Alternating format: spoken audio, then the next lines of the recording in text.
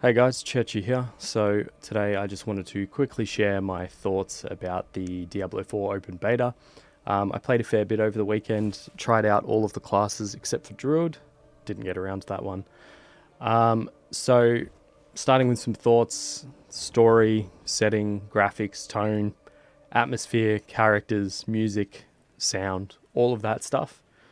Really good job. Probably give it an 8 out of 10 for that.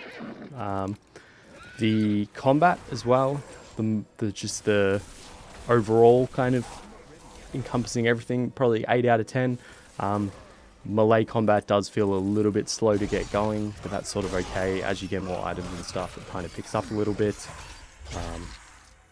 The moment to moment kind of game feel and how it feels exploring, and the completion of content.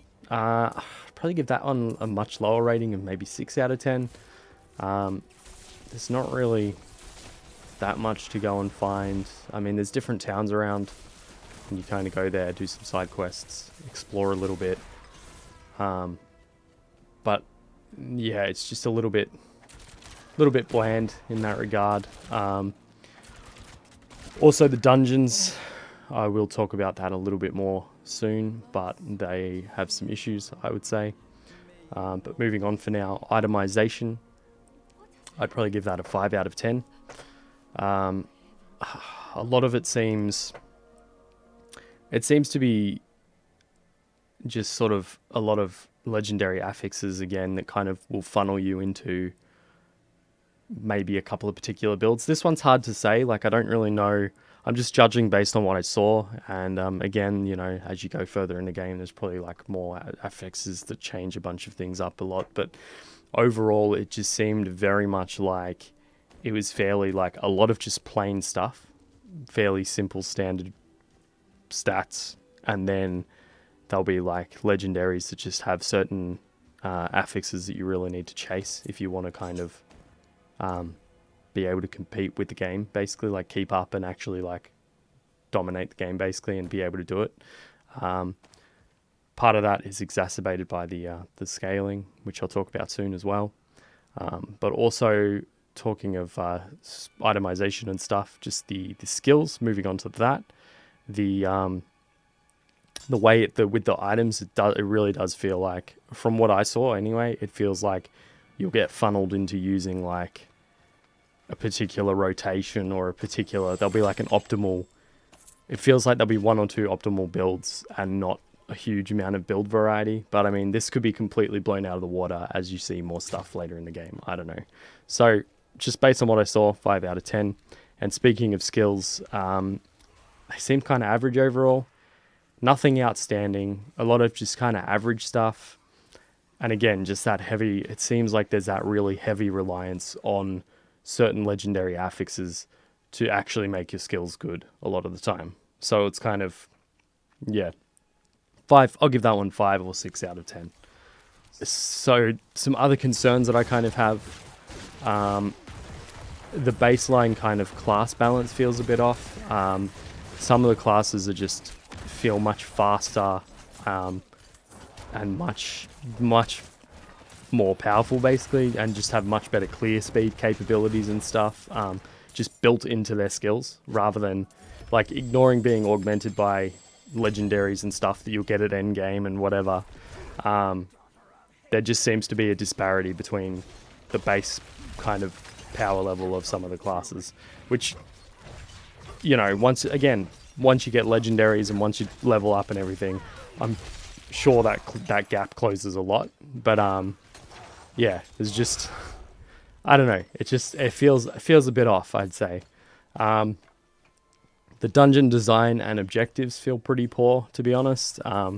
You'll go into a dungeon and a lot of the time it'll have like, here's this door that you've got to unlock, but you've got to go up path A, grab something, come back, put it on a pedestal, go up path B, grab a thing, put it back on a pedestal, or you'll get a much worse one, which will be like kill every single enemy in the whole dungeon. They just kind of feel, and the dungeons, I mean, it's weird. They start to feel repetitive pretty quickly. I didn't even do that many. I didn't get any optimized gear and grind dungeons or anything. I just did dungeons as I found them and as I went along on the different characters I was playing and stuff. And yeah, they just, even just with that small amount of exposure to them, they were already starting to feel repetitive. So that's really not a good sign. And again, yeah, the objectives just get very, very, very, very bland after you've done like 5 or 6 of them. Because you're just sitting there going like, okay, hike up here, do this. Or in the case of the kill ones, it's just, shit, now I gotta slowly make sure I go through and get into every single room and kill every single enemy, and like, it's just not that fun, to be honest. It's just really not that fun. And if that's, and I mean, yeah, they're going to be augmented dungeons or whatever with the nightmare sigils or nightmare mode or whatever it will be. So maybe they get a lot more interesting in endgame. But if the base objectives are the same, then I don't know. I'm not holding out hope for a very interesting endgame. Another thing that kind of bothers me is just that to be honest, I'm not really a fan of scaling in games, like level scaling where everything scales to you. I think part of the fun of an ARPG is, well, at least in the leveling process, is like you're leveling up, you're getting stronger. But every level you feel that little bit more powerful, and you start to get your skills, and then like you feel that increase in power just naturally from your character, right? Usually. But with the scaling, that negates a lot of that, and every level you feel like you're getting weaker until you find that perfect item that carries your build. Now, the problem I have with that is that it leaves you with such a heavy reliance on the luck of what you find, on the luck of your drops, which it's just kind of, I would prefer a much more balanced kind of thing, where your actual character is powerful enough to, with just the luck of not finding, like even if you're unlucky and you don't find any amazing legendaries or anything, I think your character should still be able to carry themselves through the game. And they should be balanced in terms of the other characters as well, like the other classes. So it's a bit of a mess in that regard. And also, from what I've heard, the legendary drop rate was tripled in the beta. So that means the problem would be even worse in release, where if you have someone that's really unlucky and they just can't get the drop that they need, then every time they level up, they're going to feel weaker. And I mean, this even started happening to me in the beta. On a Barbarian. I love playing Barbarians in these games. But I was doing this dungeon and I was trying to get through it, but I leveled up once and then I leveled up again, but I'd come back to the dungeon or whatever, because I think I logged out for a bit, came back, but I'd leveled up. So the dungeon had like rescaled up to my level, gotten harder, and then I was just instantly noticing like, oh shit, I'm weaker.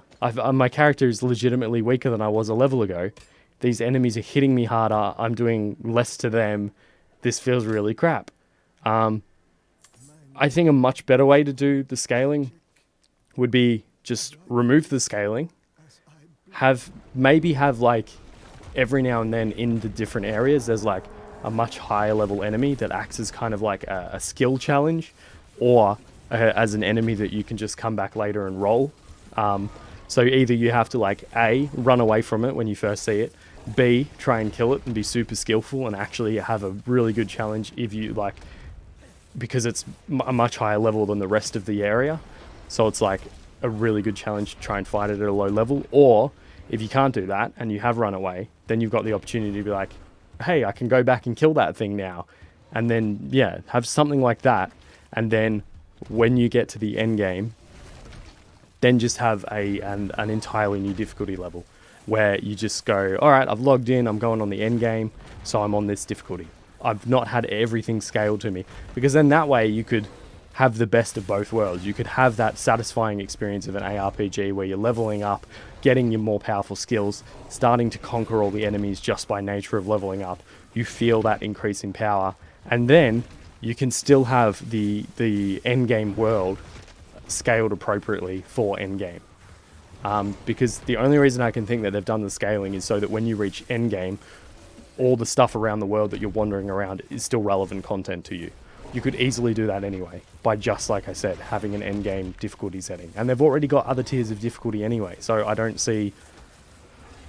anyway, I could rant about that for ages. I'm really not a fan of scaling. But yeah, so that's basically my thoughts about the Diablo 4 open beta. I'd probably give it maybe a 6 out of 10 overall. Yeah, I don't know. It's really gorgeous. Really, like, nails all that stuff. So I think if you are just playing it for the story and that's what you want, then yeah, by all means get it, and you'll have a really satisfying time, because the overall, like, the combat feels good overall, and the story and all that was pretty cool. So that's definitely good. And maybe I will get it one day just for that. But the other thing as well is, like, yeah, if you wanted a really, like, I don't know, it feels a bit, it needs work. It definitely needs work, I think. So yeah. Also, just keep in mind, this is the other thing with it. It's a premium price game. Like, the monetization and everything, just crazy. It's like premium price in Australia. I think it's 110 AUD just for the base game. Fucking crazy. Then on top of that, they're going to have paid expansions. They've got a paid battle pass. They've got a cosmetic shop, which who knows what that will morph into, given the history with, like, Diablo Immortal and stuff. So yeah, there's just a lot of, it's a very mixed bag, and a lot of the stuff that's going to, like, be the long-term interest is just not there, I think, for me.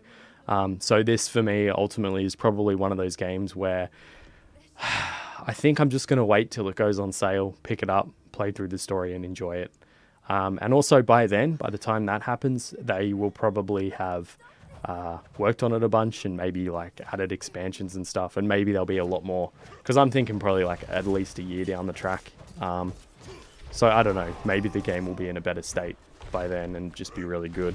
Or maybe I'll be really pleasantly surprised and the game will come out on launch, people will hit the end game and it'll just be amazing, and then maybe I'll get it then, but I'm not too sure. And honestly, the price tag really puts me off a bit, and all the monetization stuff I just talked about, because I just think it's an incredibly greedy, just kind of milking people for every dime, you know, nickel and diming them or whatever.